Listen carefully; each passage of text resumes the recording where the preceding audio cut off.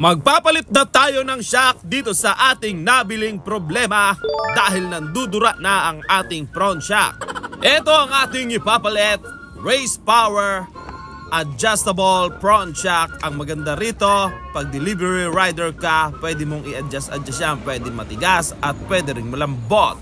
At ikakabit natin yan dito dahil dumudura na nga ng fork oil ang kanang bahaging ito. At para rin bumagay sa ating mags na CNC Motaro.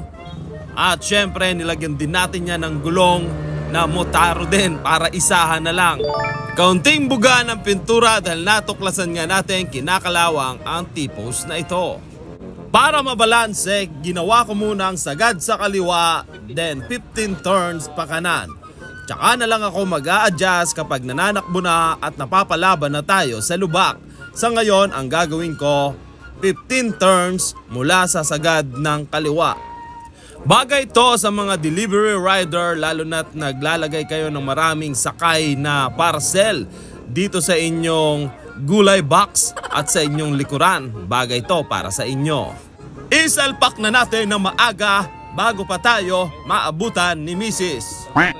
Wala na siyang magagawa dahil eto na nga at nakasalya na.